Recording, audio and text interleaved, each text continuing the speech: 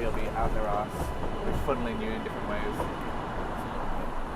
Hi Acid Rainers, we're here at the Depot, Manchester's record-breaking club, and we're going to go speak to Sacha Lord. Yeah, really exciting. So this is home of Warehouse Project, and it's going to be really good. I think we're in the green room for the interview. Which is very cool. Yeah, very cool. I've seen a lot of the best gigs of my life have been here, so to sit where they sat before the gig, very cool indeed. I got a lot of love for this venue.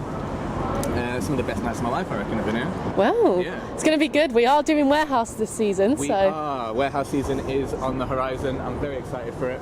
And yeah, you can't really get bigger, you can't really get better in the UK, I would go ahead and say. Well, let's speak to the man.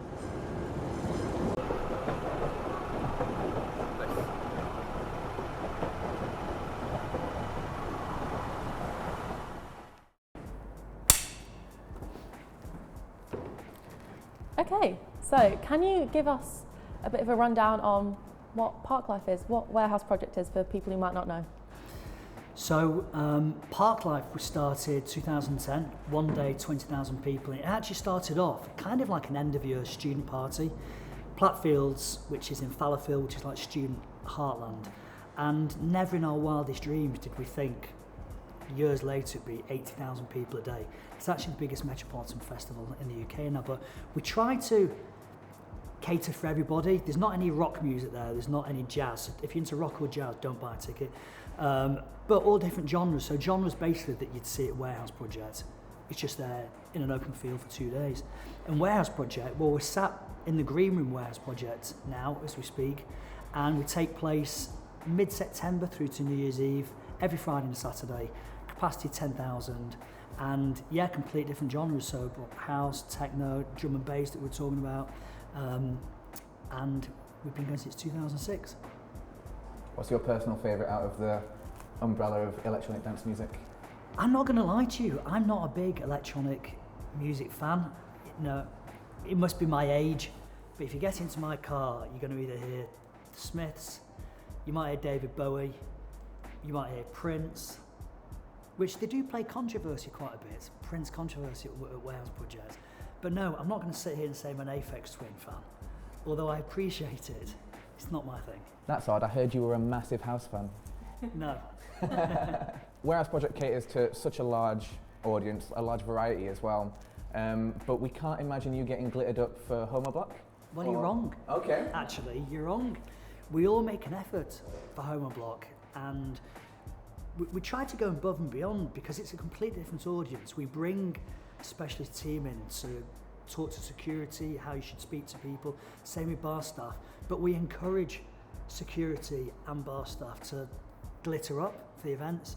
And the first time, David Bowie tells this story about when he was starting off with his band, Spiders from Mars, and he came out one night and he's like, Ziggy Stardust, and he's like, listen lads, and they're all from Huddersfield way. It's like, listen, we just put a bit of glitter on your face. It's like, we're not bloody wearing glitter on our faces. And they went out there and the women were screaming all over. And the next day, he said the concert's like, pass us the blush, get ready. So I've got these big burly lads from like Bury, Bolton, Wigan, Preston, and they're loving it. They all get makeup up for it. So yeah, I do wear glitter. And every Warehouse season, what are your favourite gigs that you look forward to? We know that you often attend Warehouse. How much of it is business, how much of it is pleasure? So I've never ever had a drink at one of my events, ever. I don't.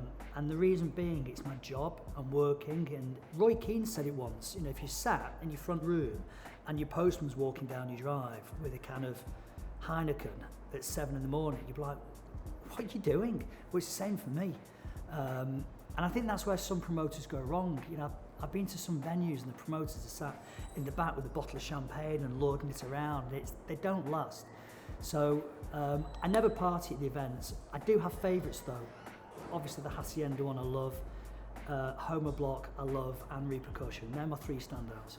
Okay, so we were going to ask now about, you've got quite a public stance on drugs, and you're especially involved with the testing at the Loop at Parklife. Why do you think that's such an important message?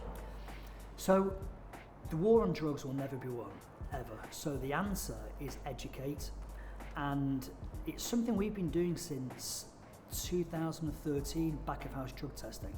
And what that is, it's not public facing at all. You can't turn up and go, can you test my drugs, and if they're any good, I'll take them. The confiscations are taken by the police to a laboratory where we test the drugs. If anything is deemed to be worrying, we'll put a picture of the drug out and warn people not to take them. I always say ultimately, if you can't stop drugs getting into a category A prison like Strangeways, then what am I supposed to do with the field where Parklife is, or a venue here is a disused railway?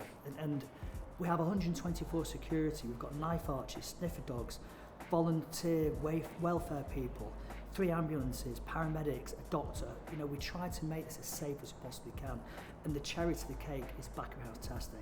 And what they did last year, what the government did, when they stopped it 48 hours before Parklife, when they'd been planning on it for 12 months leading up to it, was extremely dangerous.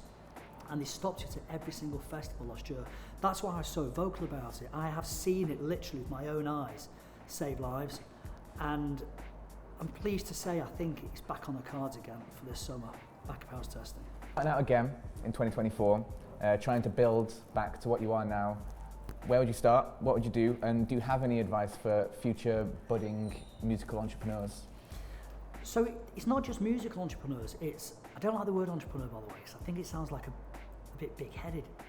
But when you're starting out, if you've got a real passion for something, not just in music, not just in my sector, in anything whatsoever, there's a good chance if you're starting out that you may have just left school or university. There's probably a good chance you don't have a mortgage, you don't have kids, you don't have a family.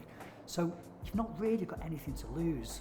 Try it, throw everything at it, and if it doesn't work, try it again. It's a lot harder at my age now to start to do something because, I do have a family and I do have mortgages and things and responsibilities for other people. So that's my advice, throw everything at it. Do I remember reading that you got 2 U's and an E? I did get 2 U's and an E. I got an E in art, and I'm very proud of it. And so you've talked about in your book your working class Manc background, and you've also talked about imposter syndrome. Yeah. So how do you kind of deal with that? Do you know what? I don't deal with it very well because you just said I left. I went to a very good school, went to Manchester Grammar, and all the other pupils in my class, it was such a good school, they knew they wanted to be doctors or accountants, lawyers, and they went to Oxford, Cambridge, St Andrews, and I went to work in a clothes shop for £20 a day. And had real anxiety. I didn't know what I was going to do. And if you'd said to me at that stage, well, you'd be the co-founder of what was the biggest nightclub in the world, or co-founder of the biggest metropolitan festival in the UK, the first nighttime economy advisor ever for Greater Manchester, and only last week, a Sunday Times best-selling author, I'd be like, I think you've nicked a confiscation box from somewhere. That is absolutely impossible. And I find it hard to live with that. My wife helps me keep my feet on the ground. And it's in the book when I was driving home from Parklife last year. Bear in mind, when you've got 80,000 people, and it is like anarchy at Parklife, and they're all going mental, and I'm constantly firefighting, and it's like whack-a-mole and event control. Eventually, by the Sunday, when you drive off site, I'm elated, but I'm also shattered.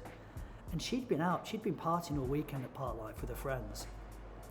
Driving home and I get a text message, it was like 1 a.m.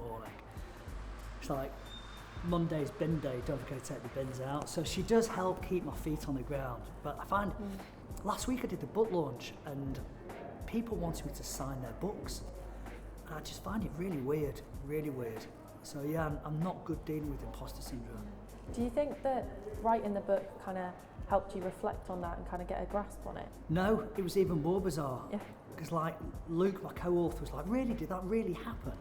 Did you honestly sit in a porter cabin with Grace Jones? I'm like, yeah, this happened. And even when it got to the stage when it went to the lawyers at HarperCollins, the lawyers were like, really? That honest? And I had to evidence everything. Although you can't just put something in a book because you're going to get sued left, right and centre. Although Amanda Holden did try it. But yeah, it's bizarre. We mentioned previously this concept of using smaller clubs and venues in Manchester as feeders for your event. Can you go into a bit more detail about how that works? So what's really nice, and this has not just happened recently, this has happened probably going back to my Sankey soap days. So many people meet under the roof of where these events, not just my events, where bigger events happen, and actually enjoy it, and then they go off to create their own things. So Hidden Nightclub Anton at Hayden used to work for me, they went off, did their own thing. Ollie Ryder, Progress Centre, Loft, they did their own thing. Animat Presents, there's Mustard Media involved with, they used to work for me, they've gone off and do their own thing.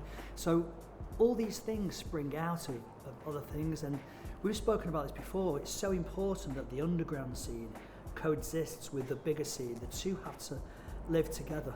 During the doc, we've been talking to people that own venues, and they express concern and contention about particularly the exclusivity clause that you put to artists when they play your events. So how would you respond to that, and especially keeping in mind your role as the nighttime economy advisor to Andy Burnham? Well, firstly, it's standard in the music industry when you're booking large artists, and a lot of, I get it, but when you're booking, say for example, Fatboy Slim on a Saturday night, and you're paying a lot of money for it, you don't want Fatboy Slim playing in another club a mile away the week before. It doesn't make commercial sense to anybody, especially the artists. The artists also don't want to do that. So you say, okay, fine, well, we book it. You can't play 4 weeks either side of it.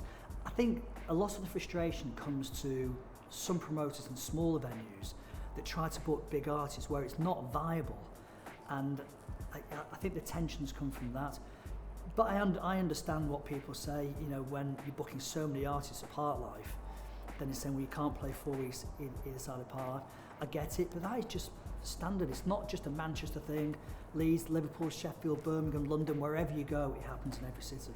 Being so business-minded, do you find it causes friction sometimes to be working with what are at the end of the day artists? Have you ever met people that don't have time for the business side of things, that are too creative? And do you have any stories about that? Well, my ex-business partner at Sankey's, he and there's a lot of it in the book, you know, he was a brilliant promoter, astounding promoter, but we were very much chalk and cheese. You know, he was there for the party, and I was trying to hold this together as a business, and he had this alter ego. Bearing in mind I was dealing with the council, I'm dealing with the police on a regular basis. He had this alter ego where he'd be a superhero, and when I would leave the club at say 3 in the morning, it was going on till 5, he'd come out in a black mask, red cap, red cape, all white clothes, and his name was Ketterman. So you can probably guess what his superpower was. So yeah, that was pretty hard. We clashed. Yeah. Yeah. What's next for you? Well, the book's finished. I've set up, I spoke before about when I was anxious at the age of 16, 17, 18. And not in my wildest dreams did I think I'd be able to get to, you know, where I was. And it bothered me a lot, especially when I saw people leaving university and everything and going on to these mega jobs. So we've set up the Sacha Lord Foundation. When I say we, my wife and I, it's got charitable status. We're about to launch it in a couple of months. And if I can help kids in Greater Manchester between the age of 18 and 25 with my black book and bring them into events and hospitality and set them off in a career path, then that's the next step for me. If you need me to DJ at Warehouse, just ask. It's okay. Thank you. Will do.